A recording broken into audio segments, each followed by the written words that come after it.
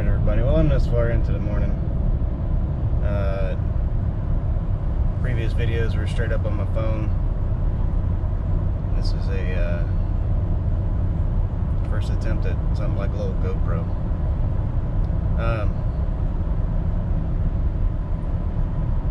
So I needed something with, I'm going to say, more excitement behind the gas pedal. I went in, traded in my 2018. Well, I was originally going to look at a Super Duty.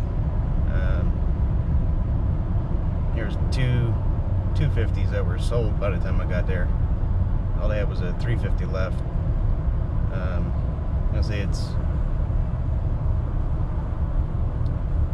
had a shimmy at like 60 miles an hour, and they said, yeah, the spring rate on the truck is kind of gonna do that. Well, I'm kind of not gonna drive an hour a day, mostly on the highway, with a truck that wants to shimmy. Drove a whole bunch of stuff. The 3.5 EcoBoost can be fun. They didn't have any limiteds to try the high output. And I do like the saying, there's no replacement for displacement, but a turbo helps.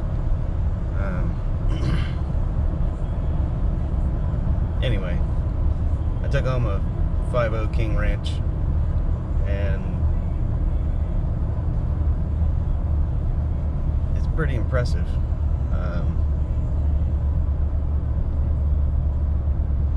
I still get, I'm gonna say, a little bit baffled by some of the new features in the truck. Stuff I didn't have in my Lariat. Has a lane keeping assist. It could almost drive itself. I've kind of tested to see how well it does or doesn't do, and if you got good stripes and if it's not a crazy road, it will keep you on the road.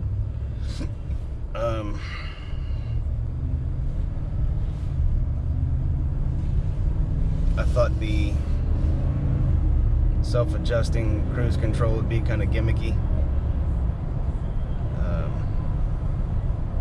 but I found that I'll get on the highway and set it at 65, then I'll wind up doing 63 behind somebody, and I don't notice it incredibly making any sudden adjustments. It sees that car out a good ways, and then by the time you get there, unless it's a huge difference in speed, which the forward collision assist, it's gone off on me 3 or 4 times. And out here they have where people can turn left on a 2-lane highway, they sometimes have a right passing lane, so you just kind of fly around them. The lane keeping assist really makes you want to start. It struggles to stay between the stripes, and it's flashed a giant red box, whatever the forward collision assist warnings are. And I'm like, yep, got it. And I'm just going through the knucklehead turning left. There's a right hand passing lane.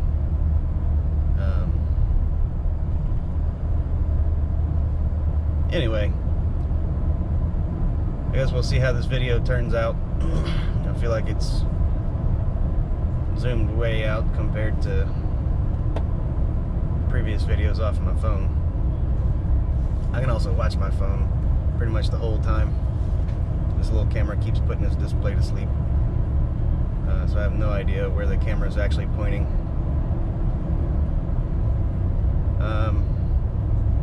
I guess y'all tell me what y'all want to know. The things that I, at some point, want to do.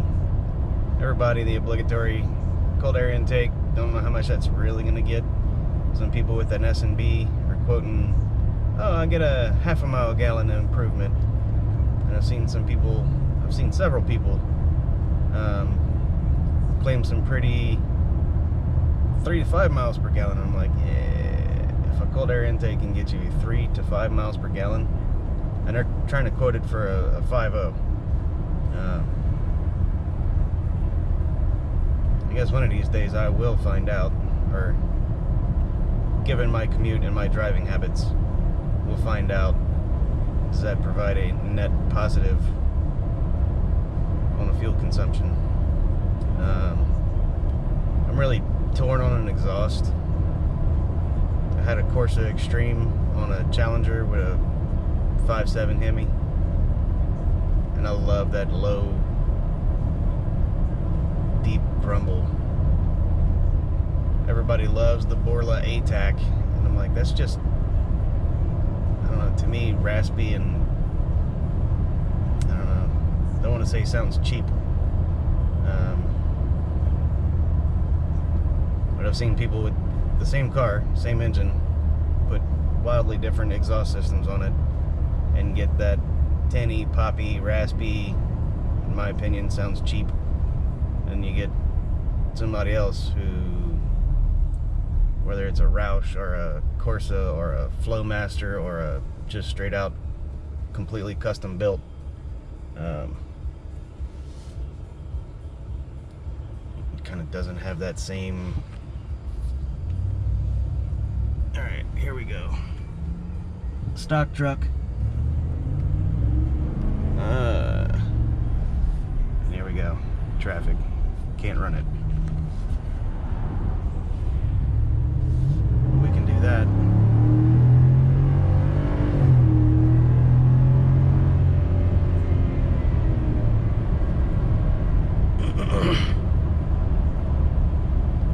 I keep reminding myself. I kind of in the 2018 Lariat with a 3.0 Power Stroke. You can almost count in your head. All right, 1 Mississippi, 2 Mississippi. At about 7, you're doing 60.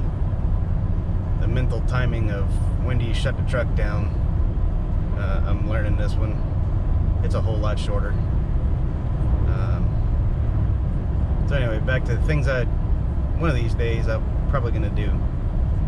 Intake probably sooner than later. Exhaust. Still got to figure out what the hell I want to do. Shorty headers.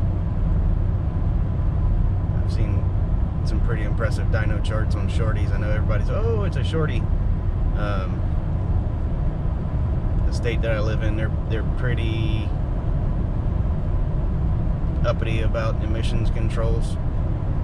So likely not removing cats or putting a cat in a pot in a spot where it's not exactly useful. Or the gasoline engine over here, you get plugged into under the dashboard either every year or every other year. It's been a while since I've not been driving a diesel, so exactly how frequently that happens, I don't know. Could be, if it's a simple enough job, yeah, I might be able to slap some long tubes and a new Y pipe. And if it's every other year and it's not that bad of a job, maybe I'll flip back and forth for inspection times. But I feel like with long tubes, you definitely got to get a tune. But I don't know, we'll figure that one out. You know, if I was to happen to win a small lottery, I'm probably going to put the Roush supercharger on the truck. Go from, I don't remember what this thing is quoted at, off the floor. I'm going to say not a slouch to 650 rear. What are they quoted on the dyno? 650 to the rear wheels. Really, dude? Come on. Freaking yo-yo.